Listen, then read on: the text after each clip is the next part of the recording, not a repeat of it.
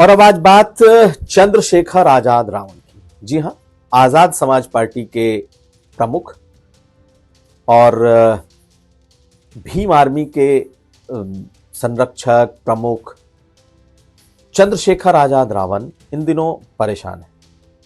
परेशान इसलिए कि उनका साथ लगभग सभी पार्टियों से छूटा हुआ है और गठबंधन के लिए उनके साथ कोई आता हुआ दिखाई नहीं दे रहा है।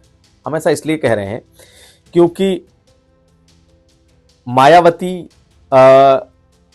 उनकी धुर विरोधी हैं, या कह लें कि बसपा उनकी धुर विरोधी है और वो भी मायावती के धुर विरोधी हैं।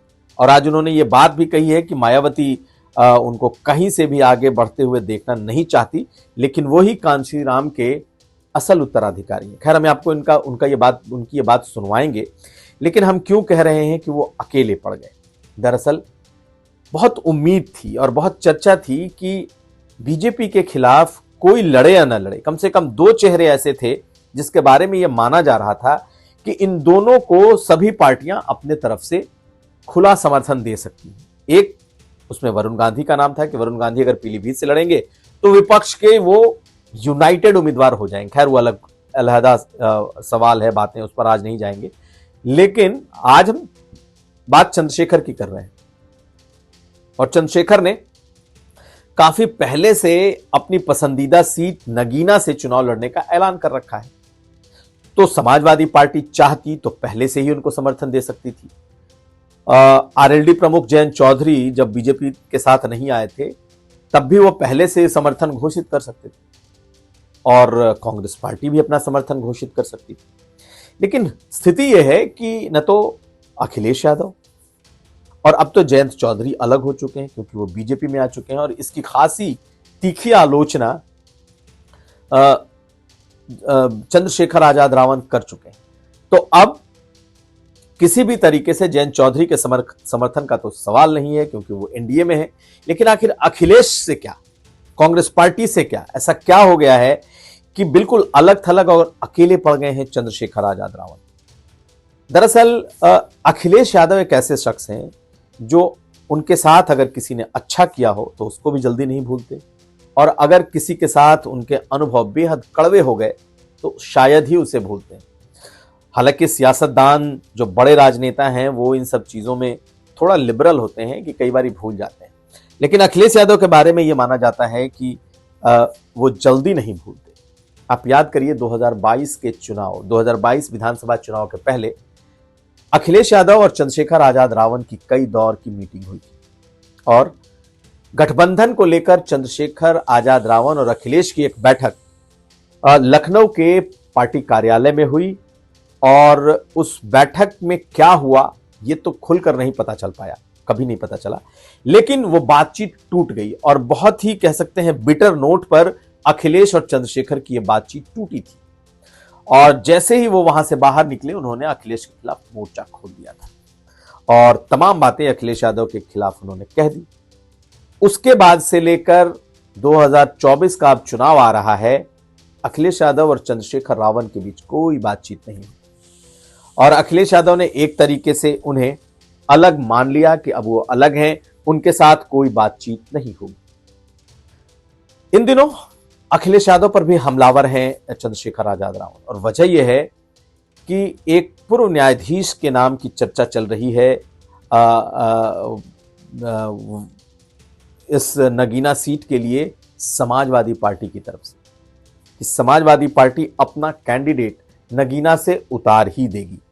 ऐसे में अखिलेश और चंद्रशेखर का क्या होगा। वैसे आपको बताएं कि आजम खान की जब सीट पर उपचुनाव हो रहे थे तब चंद्रशेखर आजाद रावण आए थे और उन्होंने उस विधानसभा उपचुनाव में समाजवादी पार्टी की मदद भी की थी और तब आजम खान, इसके अलावा जयंत चौधरी, ये तमाम लोगों ने बीजेपी के खिलाफ कैंपेन किया था। इसी तरीके से खतौली में भी जब आरएलडी लड़ रही थी तो समर्थन दिया था चंद्रशेखर आजाद रावण ने। तो उन्हें ये उम्मीद जरूर थी कि जब उनका चुनाव आएगा तो कम से कम समाजवादी पार्टी और आरएलडी दोनों उनके लिए एकदम से खड़े हो जाएंगे। लेकिन अब सिचुएशन बिल्कुल अलग हो चुकी है। जयंत चौधरी बीजेपी के खेमे में जा चुके हैं और अखिलेश यादव किसी सूरत में बहुत समर्थन करते हुए नहीं दिखाई दे रहे। इसलिए कह रहा हूं क्योंकि दोनों के बीच कोई बातचीत नहीं हो रही है, किसी चैनल से कोई बातचीत नहीं हुई है। यही वजह है कि इन दिनों खासे हमलावर हैं चंद्रशेखर आजाद अखिलेश यादव पर भी। पहले आप उनकी बात सुनिए, हम आपको सुनाने जा रहे हैं कैसे उन्होंने क्लेम किया है कि वो ही कांशीराम के उत्तराधिकारी हैं, कैसे बसपा नहीं चाहती है कि वो आगे बढ़ें और समाजवादी पार्टी के राष्ट्रीय अध्यक्ष अखिलेश यादव को लेकर किस तरीके से उनके मन में इस वक्त कटुता है। बातें आप सुन लीजिए। मैं आपको ये बता दूं कि हम माननीय काशीराम साहब के असली वारिस हैं। हमने उनके विचारों को नहीं त्यागा, उनके आंदोलन को कमजोर नहीं पड़ने दिया, उनके सिद्धांतों को कमजोर नहीं पड़ने दिया और हमेशा जो सपना वो देखते थे कि रानी का बेटा राजा नहीं बनेगा, राजा वो बनेगा जो हकदार होगा, जो मेहनत करेगा। सदियों तक हमें हजारों साल तक कुर्सी पर बैठने दिया गया। जो बाबा साहब कह के गए पॉलिटिकल पावर द मास्टर की, वो सत्ता की चाबी कैसे प्राप्त करनी, ये हमने मान्यवर काशीराम साहब से सीखा। काशीराम साहब ने जो नारा दिया, जिसकी इतनी संख्या बारी उसकी इतनी हिस्सेदारी, उस नारे को भी हम आगे बढ़ा रहे हैं और बहुजन हिताय बहुजन सिखाए की नीति को भी आगे बढ़ा रहे हैं। 15 मार्च को उनका जन्मदिन है और हमारी पार्टी का चौथा स्थापना दिवस। हमने नगीना शहर के हिंदू इंटर कॉलेज में एक बहुत बड़ी रैली सिर्फ नगीना लोकसभा के बिजनौर जिले के लोगों की बुलाई है और वो रैली आपको इस बात की गवाही देगी कि चंद्रशेखर आज़ाद, आज़ाद समाज पार्टी, भीम आर्मी ने, उनके साथियों ने जो वहाँ मेहनत किए नेताओं ने, उसका जलवा जो है वो पूरे देश को देखने को मिलेगा। कि 3 बार वहाँ से लोकसभा के सांसद चुने गए, रिजर्व सीट है। जो भी चुना गया उसने पलट के कभी जनता की तरफ नहीं देखा। और अखिलेश जी के तो जो जिन्होंने अखिलेश जी ने जिनको चुन के विचार, जिनकी पार्टी जो चुन के गए थे, जसवीर सिंह, उन्होंने तो इतना बड़ा नुकसान जो है दिया।